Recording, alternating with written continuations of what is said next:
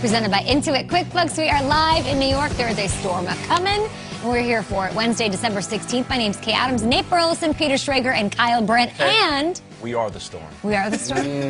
Yeah, okay, I like it. I got storm clouds on my shirt here. I like those things. Yeah, shout out to the Chargers. Let's bring in our guy, NFL Network insider, Ian Rappaport, right off the top this morning. Ian, very excited about tomorrow's Thursday Night Football game, of course.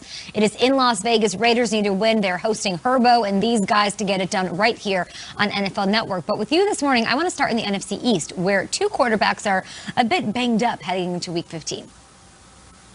We'll start with Alex Smith, the Washington football team's quarterback, who really has led them to be a top 10 offense ever since he came into the starting lineup about 5 games ago.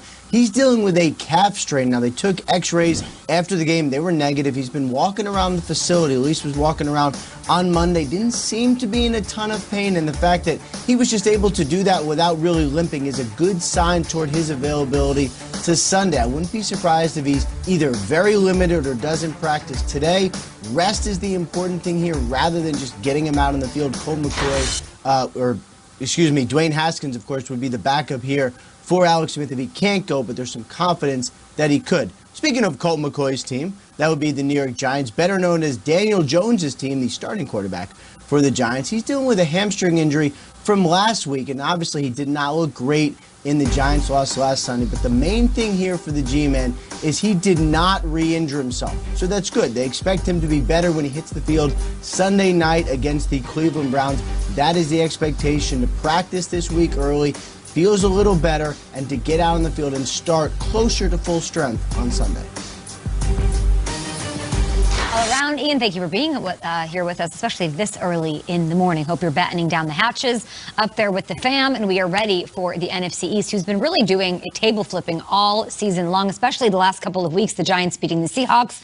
Week 13, the Eagles just handed the Saints, the #1 defense in the league, their first loss in September, and Washington took down the undefeated Steelers, and they are currently on a, get this, 4-game win streak. Now, the East is heating up. I want you guys to take a look at the schedule for the division in Week 15. Big matchup again this Sunday. Which team do you think shakes up the playoff picture again, Nate, like a snow globe? Ooh, did you say the East is heating up? It is. It's kind of brisk outside, Kay. It's getting cold out here. But you know what else is cold? That Washington football defense. And I believe they're going to heat up the playoffs if they get in. Of course, they got a tall task coming up against the Seattle Seahawks at home. And I know you're saying, well, Nate, well, then why are you bringing them up if they're playing against Seattle Seahawks? Well, let's not act like this is an easy win. On paper, the Seahawks better for sure. Should the Seahawks walk away with a victory in a convincing one? Yes. But we also said that a couple weeks ago when they faced the Giants, right? And the Giants made Russell Wilson very uncomfortable in the pocket. And if you're looking at that, forget about how the Seahawks may play on defense, because that's a big question mark.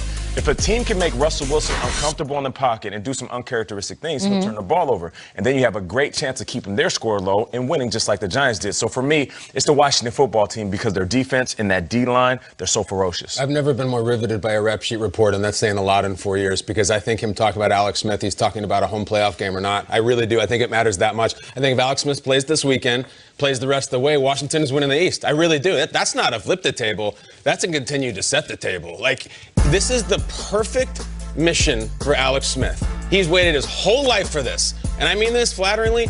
Old, boring Alex Smith is the perfect guy for this job. Do you know Washington right now is asking him to make like 3 throws a game, maybe 4? Just keep us in it. He's never thrown for 1 touchdown. He's 4-1 as a starter, more than 1 touchdown. It's a perfect combination. Nate, the defense is great. Yeah. You've hyped them like crazy. If Alex Smith plays, I love it. Now, if Dwayne Haskins plays, I don't know. All bets are off as far as I'm concerned. The last thing I want from Haskins is Jamal Adams running in his face or in his backside. Like, I don't want that pressure right now based on what I've seen from Haskins.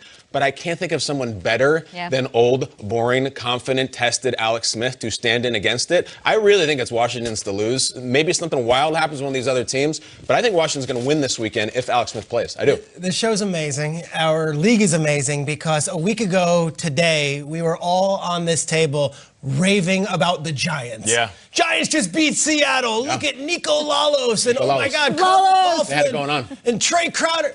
Have you ever I don't even know if there's a band or a show or a team or a bandwagon that emptied out quicker than the New York Giants bandwagon over the last 4 days. It is like, everyone, get off that bus! Get off that bus! It was like Hoobastank. Once they did the popular, reason. they did the reason, and then it's see you later. Fled, right? I mean, that guy with the cranberry juice. And it's over. He's off too? Everyone's off. Peter, True Detective season 2 and 3. Gone. Yeah. Okay. No one wanted to see Taylor from Kitsch. I don't know if I'm feeling the same way though. You're not? Daniel Jones was hurt. I know Joe Judge is going to say, well, you know, we thought he was healthy. He did not look like himself. And maybe they should have started Colt McCoy last week against the Cardinals. But I look at this Giants team, and they have something very, very good going for them over the final 3 weeks of the season. They're 2-0 against Washington. They've got the tiebreaker. So if they can find a way to get at least something going, they're home on Sunday night with Al and Chris hosting a Browns team that's playing on 5 days rest, coming in off an exhausting game where their defensive backfield had nothing. I would think that the Giants bring everything to the table this weekend.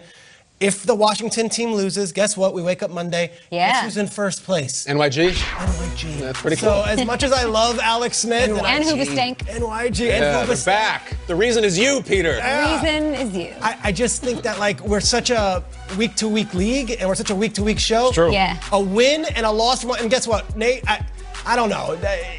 Does Russell Wilson come into Washington and I could see him winning that game, guys. I don't know. I could see the Browns winning this game. Absolutely. That's the NFL. Yeah. But if it does go a different way, this Washington hype, which I respect and love and appreciate, and I think that offense and that defense is like the perfect combination, the Giants are still alive. Yeah, no doubt about it. But we also saw the Pittsburgh Steelers going in and playing against Washington, and we thought that was going to be a walk in the park. I'm just saying, I feel like all season long, we've been underestimating the Washington football team for a million reasons.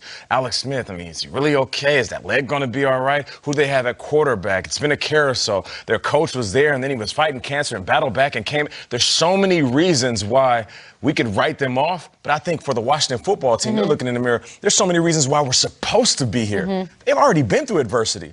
What we're talking about right now and all these different variables, they can care less. They fought the biggest fight of their lives with their quarterback and coach already this season. They can play anybody. I wish they were playing Kansas City this weekend. For real. Washington versus Kansas City. They're fearless. That's how good their D is. I want to see them go against Mahomes. We're not. But they get Russ. Russell Wilson's a pretty good consolation prize. You're right. That's right. But guys, there are these tangible factors, right? Like this is going on, this injury, but there's something weird going on with the Eagles. And I feel like we have to bring them up here at the table if we're talking about it. You said like if maybe one of these other teams does something, if the Giants do fall to the Browns, if Washington does fall to Seattle, which I'm sure they'll be projected both those games to lose those games in the NFC East, if the Philly Eagles can somehow take down the Cardinals, it like knocks them out of the playoffs. They're like, let's not even talk about the NFC West side of things. That's absolutely huge, and they would be a half game back. No doubt. They would of the division lead With juice. with juice. The with Eagles. momentum. The Eagles are Aren't we- fascinating. aren't We need to kind see of another like- one. What do you mean? Well, like, what is it DiCaprio saying? Django, it's that meme where he's like, "You had my curiosity, now you have my attention." Yeah. Like the Jalen Hurts came out and was awesome. Yeah. We've seen guys come out and be like, wow, he shook things up, and then just fall flat on their face. For sure. I got to see one more from Philadelphia. If they beat Yeah. Arizona, then we have a party, and this not only at Washington's table. I got to see another one before I start The crying. truth of the matter is, we could say that, and then they can lose, and then next week we're here again. Yeah. Because You're right. we all lose. Like, that's what it looks like. Eagles win could knock the Cardinals out of the final spot in the playoffs as well. So huge implications across the board in that one. Peter. Okay. This division's pretty entertaining, huh? Yeah, it is. Pretty good. It is. Pretty entertaining. I'll wear that one. At GMFB with your tweets this morning. Thanks for hanging out with us. So many guests on the way. Kenny Moore, Brandon Copeland will be on the show. Quote plays off to the races. Jimmy Graham. Which Guy Wednesday. But how about football on a Saturday? Yes, please. Cannot wait for the special doubleheader. You can only see it right here on NFL Network. First, Josh Allen and the Bills up against the Broncos. I mean, we just had KJ Hamler on the show. What an absolute star he is. Teddy Bridgewater and the Panthers are up against Aaron Rodgers and the Packers. That's a great one, too. It's the playoff push, and it's on NFL Network with the NFL Network Saturday doubleheader starting at 4:30 p.m. Eastern and only on NFL Network. Much more to get to. Kyle, you're going to give us some deets on the Ravens forecast? Troubling forecasts across this National Football League of ours. It's not just here in New York, where allegedly it's going to snow. Allegedly. It's always allegedly. Snowpocalypse, Definitely bomb not cyclone. Freezing cold takes back, not